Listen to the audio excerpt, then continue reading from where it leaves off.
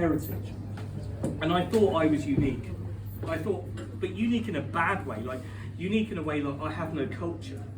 And this is the first interaction I've had with something that's Indian and British, where I felt I could bend myself towards it, and like really like it, and it like me, and then I don't feel scared about it.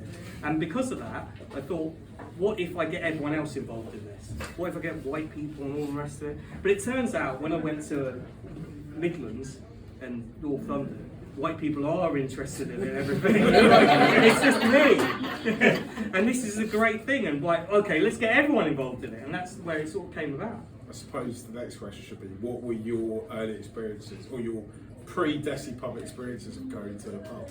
So it's like that kind of like, I think like a lot of people who are white here can like relate to this, is that it's like a spectrum. So on the like extreme end, you have like my first pub experience. So I walk in my market town that I grew up in, where like I'm in a minority, and I walk through, and like as soon as I get through the door, some guy says taxi.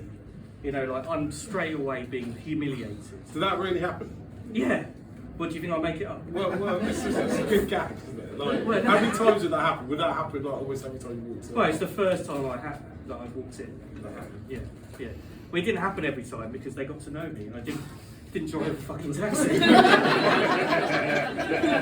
But like, so you've got that at one extreme, and then you've got like sort of going to Hastings. I remember this time where I ordered a curry, and you know, he has fish and chips and all the rest of it, and it's a chicken curry. And the guy comes up to me, and who owns the pub, he's like, what do you think of the curry?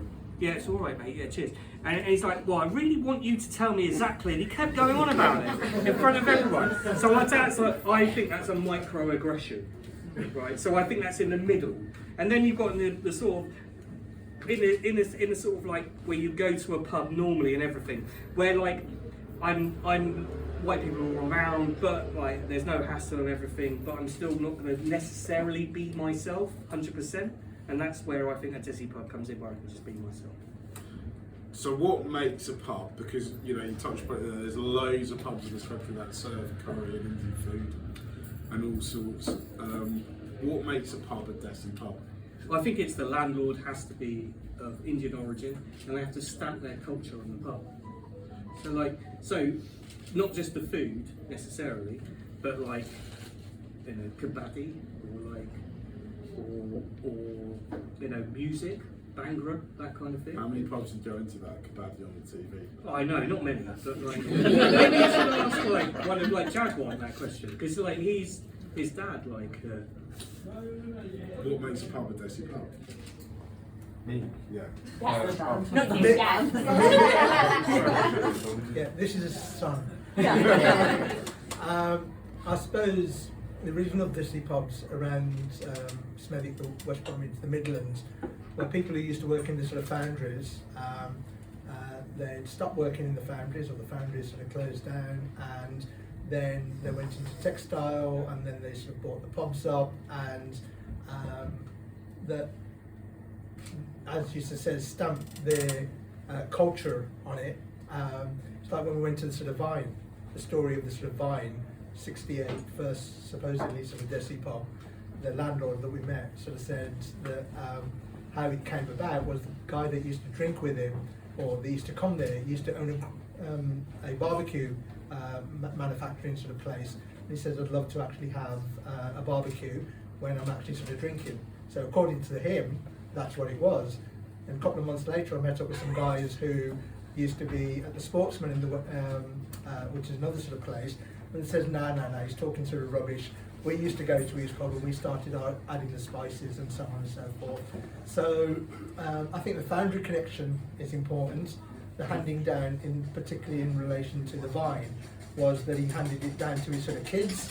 But even though he handed it down to his kids, he couldn't help coming in every day just to keep an eye over it. Yeah, I think that particular sort of pub, it probably sort of started off with a couple of rooms, and now it's got about sort of 300 covers on match day for the baggies. So it's become a part of black country culture. But like, the reason why Desi Pubs exist is because of your dad. in many ways, and what he did. No, but it is. I mean, like, he went and protested the colour bar when brown people weren't allowed in pubs. He like made sure that like people who were racist, segregation, lost their licences, and like he would. Yeah. And now, when you go to Smethwick, they're all Desi pubs, aren't they? Yeah. I mean, one of the biggest Desi pubs is called the Grove, and there used to be the Handsworth Horticultural Club, which didn't used to let in people of colour, black, brown sort of people, whatever you want to define them as sort of these days. Now it's actually that horticultural club. It was taken to court by the CRE in terms of the colour bar that they actually had, and because of the sort of ruling, their sort of trade went eventually sort of down because they're still determined not to let sort of people in. And now it's actually owned by the Grove Pub, just around the sort of corner. And He does Indian weddings. it does Indian sort of weddings. And my son and my soon-to-be daughter-in-law is having their pre-wedding there. Are you? At the Grove Manor. Yeah. Places where we weren't allowed to drink. And how long ago was that? That wasn't that long ago. That was going back to '79 when the CRE. But it went up to the 90s. Yeah. It went up to the 90s, Yeah. like where Yeah. because it's that thing of being a club where you can you have to nominate a member and all this kind of thing. But there were like neighbours who weren't allowed to drink with people and everything like that. And this was a time when Handsworth was a majority non-white population, wasn't it? You still weren't allowed to drink it. And this is the amazing thing about Desi Pubs is that he took over the Grove in the, I don't know, it might have been, I think it was the 90s he took over the Grove. And then he bought that place and he sunk so much money into it. It's an amazing venue. Like, congratulations, you're getting married in an amazing venue. But you're getting married in one of the most racist, former racist places in the country. How did That's your hometown. Yeah. did you all pick it because it's kind of acts of defiance almost? It's like reclaiming it, or what made you pick it? It's because I live 2 minutes down the road.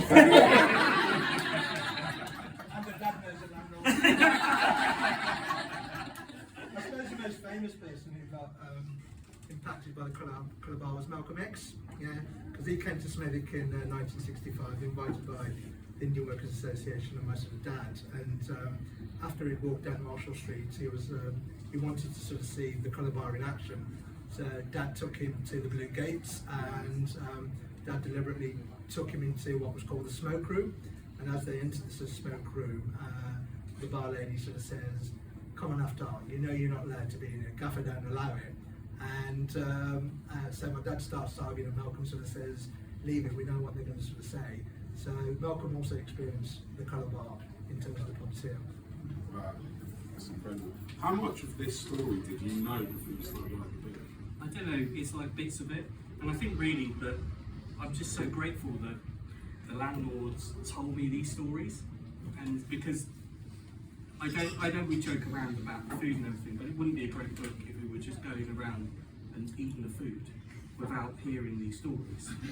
Like, it would be good for us. It would be good for us, but like, it's not really about that for me. For me, it is about like the diaspora and the racism they tolerated and everything.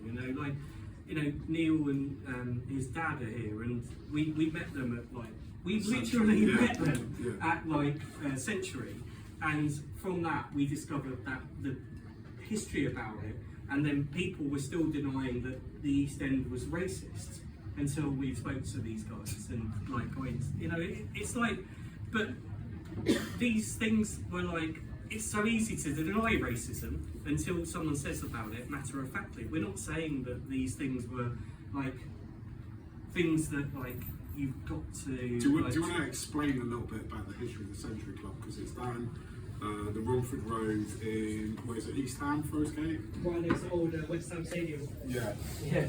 Berlin Road. Yeah. So like the Century Club was like one of the first sort of, and I think club is important here for Desi Pub, because the licensors wouldn't allow in London wouldn't allow like sort of general public to be served, and so they would have to have blacked out windows. They'd have to have some sort of membership scheme and that kind of thing. And so the guy Peter Patel, he set up the Century Club, but then he got like loads of what do you call it, like organised crime, disorganised crime, I'd say. Wait, how would you describe it, Neil? Would you say like, no, sorry. The only guy who was frustrated like was just like, you know, we're going to have a pub and drinks, you know, trusted by not just Indians, but local police and everybody else. Yeah. So, Pakistan had a license, only person had a license to, like, kind of serve the drinks all the way through, beyond the licensing hours. Yeah. Because they had that thing of didn't want to serve him, didn't want to give him a license to just be a pub, Yeah. and he wanted to serve food as well. So he had to be a club, and they had this problem of gangs like would just smash windows and all the rest It of was it. a camera club as well, so Yeah. it was a membership only. Yeah, but then the only way to make it safe was for it to become a police pub. So he got like loads of. Police were the members. The police became the members, and like, yeah. But they had it got to the point where the police were having their leaving dues there, and it's still there now. That's because of the great food, though, right? Yes, they were there. Everyone wanted to do the night shift. They wanted to have the mixies, didn't they, and Every everything. West Ham game was the police were there after the games, not before. But they all of these pubs had this kind of history, this unique thing, and that's why I think like there's like 80 or whatever that's in there, and they all have like this story about stuff. And I think that like the tragedy is no one's ever written about it before, and so like people always say like, why are you writing about it? And I think really why I'm writing about it is because they're amazing stories. I like stories, and these all have this great, you know. I like telling other people's stories. Your partner's here, Claire, and I think she definitely deserves a mention because she's had to put up with you having to go all around the country. Don't mention this. Take time out to go all around the country to visit these pubs. We spent a lot of time around London, and I came up to Bristol with you as well, but you had to do separate trips to the rest of the country. Yeah. How do Desi Pubs change regionally? Do kind of clumps of them have a kind of unique feel to them, and do they change across the country, and do they serve different purposes across the country? Well, I think like there's a London thing, like and then a Midlands thing. Like London is about like sports bars, the kind of what we mentioned about Century, the blacked out bars, the membership, and that sort of carried on. And people don't think they're pubs, but I think they really are pubs because there's people that uncles sit at the bar and they like get used to, you know, they're there, and then like rest of the, you know, Punjabis and stuff. But when we went to Bristol, we were like, what's this going to be like? Yeah. We were like, I don't know, we're travelling all the way, because it wasn't just in Bristol, was it? It was in like a suburb of Bristol. What's it like? But that guy works in the Regency, and which is in Queensbury, and then so he talks about other ones and stuff, and it kind of just links all up, doesn't it? Everyone knows each other. It's kind of like special, isn't it? Yeah, it's quite extraordinary how they all seem to be